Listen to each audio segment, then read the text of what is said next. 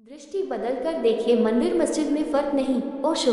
जैसे आकाश में सबको घेरा हुआ है, जैसे जीवन की ऊर्जा सभी में व्याप्त है, वैसे ही कण कण, चाहे पदार्थ का हो चाहे चेतना का, परमात्मा की ही अभिव्यक्ति है। कृष्ण इस सूत्र में अर्जुन से कह रहे हैं कि मेरे अतिरिक्त और कुछ भी नहीं है। पहले इस मौलिक धारणा को समझ लें, फिर हम सूत्र को समझें। जैसा हम देखते हैं तो सभी चीजें अलग अलग मालूम पड़ती हैं। कोई एक ऐसा तत्व दिखाई नहीं पड़ता जो सभी को जोड़ता हो। जब हम देखते हैं तो माला के गुलिये ही दिखाई पड़ते हैं। वह माला के भीतर जो पिरोया हुआ सूत का धागा है, जो उन सबकी एकता है, वह हमारी आंखों से ओझल रह जाता है।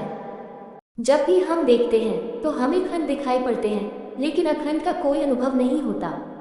यह अखंड का जब तक अनुभव न हो तब तक परमात्मा की कोई प्रतीति भी नहीं है।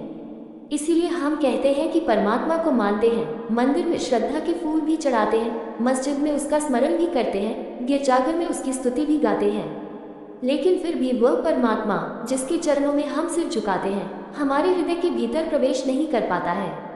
आश्चर्य की बात कि हम जिस अखंड की खोज में मंदिर और मस्जिद और गुरुद्वारे में जाते हैं, हमारा मंदिर, हमारा मस्जिद, हमारा गुरुद्वारा भी हमें खंड खंड करने में सहयोगी होते हैं। हम मंदिर और मस्जिद के बीच भी एक को नहीं देख पाते हैं।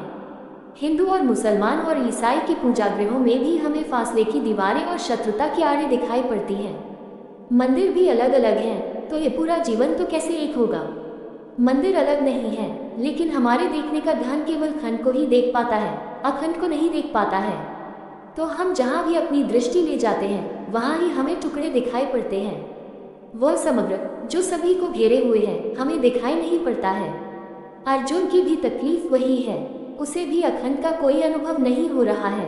उसे दिखाई पड़ता है मैं हूँ, उसे दिखाई पड़ता है मेरे मित्र हैं, प्रियजन है, शत्रु हैं। उसे दिखाई पड़ता है सिर्फ एक जो सभी के भीतर छिपा हुआ है, वह दिखाई नहीं पड़ता है। इसलिए कृष्ण और अर्जुन के बीच जो चर्चा है, वह दो दृष्टियों के बीच है। अर्जुन खंडित दृष्टि का प्रतीक है और कृष्ण अखंडित दृष्टि के। कृष्ण समग्र की दी हो, वह जो पूरा है उसकी बात कर रहे हैं, और अर्जुन टुकड़ों की बात कर रहा है। शायद इसीलिए दोनों के बीच बात तो हो रही है, लेकिन कोई हल नहीं हो पा रहा है।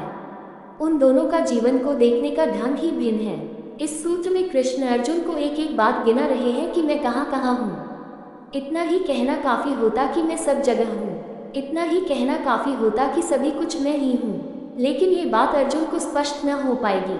अर्जुन को खंड खंड में ही गिनाना पड़ेगा कि कहाँ कहाँ मैं हूँ। शायद उसे खंड खंड में उस एक की झलक मिल जाए तो खंड खो जाए और अखंड की प्रतीति हो सके।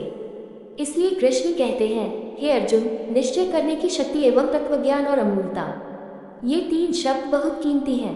निश्चय करने की शक्ति, जैसा हमारे पास मन है, अगर हम ठीक से समझें तो हम कह सकते हैं मन है अनिश्चय करने की शक्ति।